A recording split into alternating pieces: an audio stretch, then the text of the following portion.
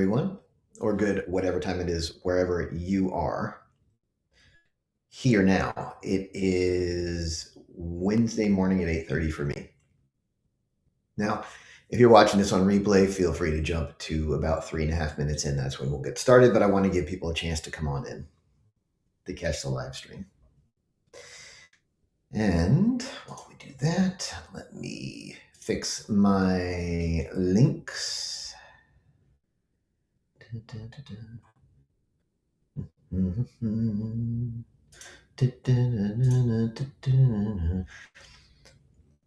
Got to put my YouTube and locals and Rumble links here so people can comment. You can't comment from Twitter. Well, at least through the native thing. Like if you do a comment if you do a reply through Twitter, it doesn't show up in my live comments. Whereas if you do that through YouTube, locals, or Rumble, it will. It's kind of cool how it works.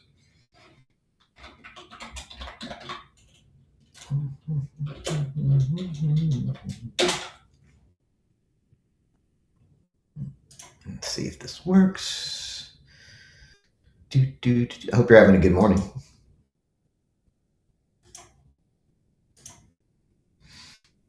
I'm having a pretty good morning. All right, let's see. We're going to do, normally on Wednesdays I do simulation programming, but I think this was a big thing. We're going to do the simulation programming tomorrow morning instead. And then Feel Good Fridays will be, on Friday. All right. Let's do that. And there we go. Good.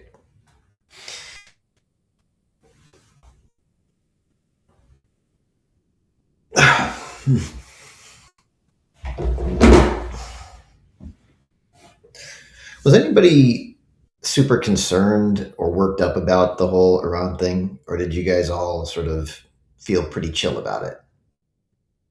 I felt more concerned about this one than I have about just about anything else. But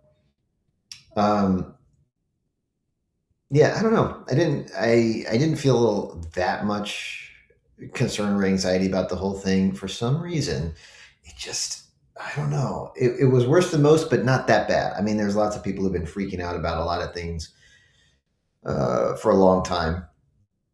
And that's just not me. I don't do that type of thing. But this one got to me a little bit. And I'll talk about that in just a moment, too. Yeah, if you're looking, I know, like I said, I normally do simulation programming on Wednesdays, but we're going to move that to tomorrow because the Iran thing is just super fresh in our minds. All right. So let's get started. Hello, everyone, and welcome to Daily Upgrade with Jason Andrews. My name is Jason Andrews, and I'm a hypnotist, which is pretty cool because that means I know how to change things on the inside. Okay. Now, today I want to talk about the aftermath of the Iran situation. And while I talk about that, I'm going to be rewiring your brain in real time by doing some things under the hood. Okay. Now, you've probably already had some other things going on today. So the first thing we're going to do is take a deep breath in, hold it for a moment, and let everything go. Are you ready? All right. Deep breath in. Hold it. And now just let it all go. And the next thing we're going to do is gather up all the thoughts about things going on, all the places where your mind has been up to this point today. And we're just going to bring it all in here so you can focus in. Now, before I begin, since I am a hypnotist, I can help solve certain issues. So if you are looking to, for example, resolve anxiety, there's a link in the description. And if you want to work with me directly, there's another link in the description. Now, let's talk about the Iran situation. So as everybody knows, there was a big escalation of well, there was some hostilities, some missiles being shot back and forth, a lot of destruction, a lot of stuff like that. And then there was a lot of escalation in rhetoric about apocalyptic endings and ending of civilizations, things like that. And then yesterday, there was a deadline of 8 p.m. yesterday. And yesterday, apparently things chilled out quite a bit. And now we have 2 more weeks. So I want to talk about what happened and where we are now. And remember, I talk about these things, but I'm also using this stuff as a leverage or a vehicle to shift the ways people think, right? So if you discover or find yourself thinking differently about all this, that's okay. That's a good thing, right? Right. So, first thing, the first result that's frustrating, I think, and I think this is a loss for both basically everyone except Iran and China and maybe Russia. And that's the fact that Iran has claimed ownership of the Strait of Hormuz, where all the oil flows through. And this means that there's going to be tolls charged to everyone else. Okay, and so Iran gets a lot of money out of that. And not only that, but it'll probably charge the money in its own currency or another currency, not US dollars. So that'll help its currency because a lot of people will buy its currency to right. There's a big economic thing here. Now they didn't have that power before the conflict, so that's a pretty big loss for the U.S. Now, on the other hand, Iran's navy is basically gone. I don't think they have really any navy anymore. I might be wrong about that, but I think we basically sank their whole navy. I don't think their navy was pretty strong to begin with, but now they don't have one at all. That's a win for the U.S. Iran used a lot. They used a lot of their missiles and offensive capability. They're down to maybe a third or to a half of what their total was. That's a win. It's a loss that they use a lot of that to attack Israel and the other Middle Eastern countries around them and U.S. bases, all of which sustain noticeable damage. So that's a loss. Iran's nuclear capability is diminished again. I think one of their sites is completely buried under tons and tons and tons of rock, and it's not going to be an easy thing to dig that out. That's a win.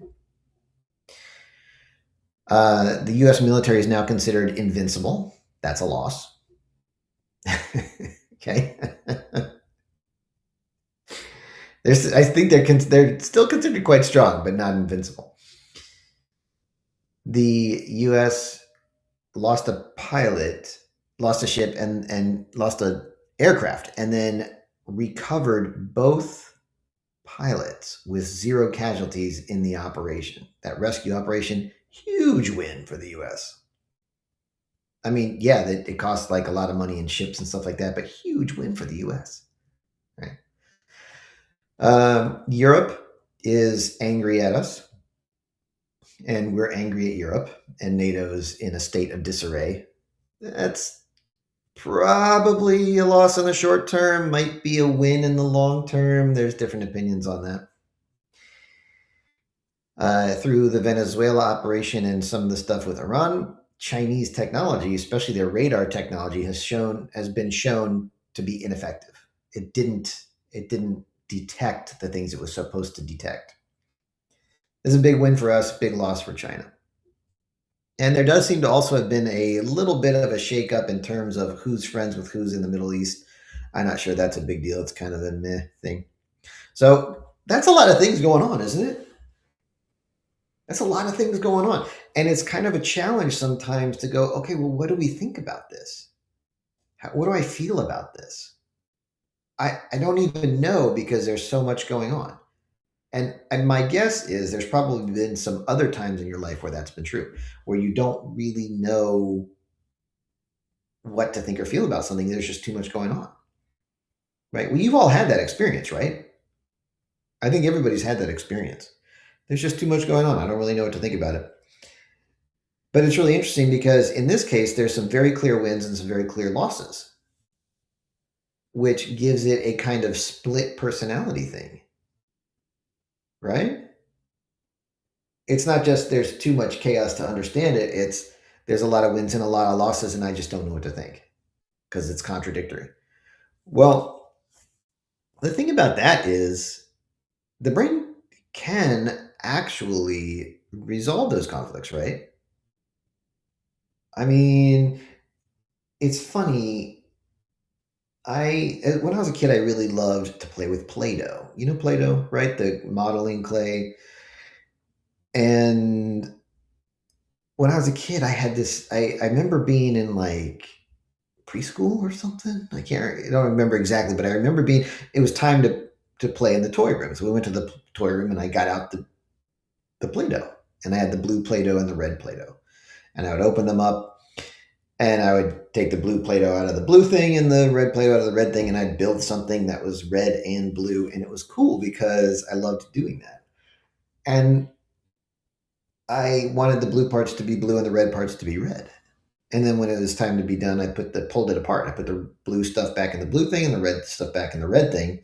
But there was a little bit of blue in the red thing and a little bit of red in the blue thing, and there was a little bit of purple too. So yeah, whatever. I was like 4, so I didn't care. So I put them back on the shelf and went on and played. And the next time it was time to play with the toys, I came back in and pulled the blue, mostly blue, off the shelf, and mostly red off the shelf. And I took the mostly red out of the red container and mostly blue out of the blue container, and I built my thing and had a great time doing that because you're a kid and you like to do that, right? And then when it was time to be done, I pulled it apart, but now it was kind of like maybe a little more than half. I mean, it wasn't almost all red in the red thing. It was mostly red in the red thing with a bunch of blue and a little purple. And then on the blue side, it was mostly blue, but there was a lot of red and some purple. And I put the mostly blue back in the blue, mostly red back in the red, put it back on the shelf and went out to play. And then next time came down and I grabbed them off the shelf and I pulled the mostly blue out of the blue and I pulled the mostly red out of the red and I built a thing. And at this point, it starts to get frustrating because now I have 3 colors. I have blue and I have red and I have purple. And I want the blue things to be blue and the red things to be red and I want the purple things to be purple so I can use that to build my thing appropriately. And it got frustrating because I had to keep track of all these different things for colors. And I got kind of annoyed. And being 4, I made a very simple solution. I just sort of smashed it all up into a big purple blob. That's all I did. And then from there on, I was like, that's better.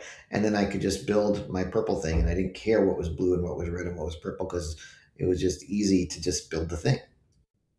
So I built the thing. And then when it was time to be done, I went to put the purple in the blue container. That doesn't work. I went to put the purple in the red container. No, that doesn't work either.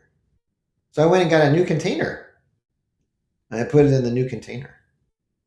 And I don't know what they did with the blue and the red containers, but I think they threw the blue and the red containers away. Because, can't put the purple thing in the blue container or the red container. So I got a new container and put it in that, and I put it on the shelf. And I went out to play. And sometimes it really does work like that. Sometimes it really does work like that. So I don't know if you feel any different yet, but I think you probably do. And you might feel different even more about all of this. Maybe more at peace about it, less conflicted. It's probably a good thing. So, well, where do we go from here? I don't know. We'll see what happens, but we have a lot more options now, don't we? I mean, we'll see how everything plays out, but lots more options now than we had before, so that's a good thing. All right. Thank you for being here with me today. If you enjoyed this or found this interesting or useful or thought-provoking, feel free to share it with others. Feel free to like and subscribe. It helps expand my reach. But it's okay if you don't want to do that either. And tomorrow we're going to do the simulation programming and the infinite love of the universe. That's going to be great. So I will talk to you tomorrow at 8:30.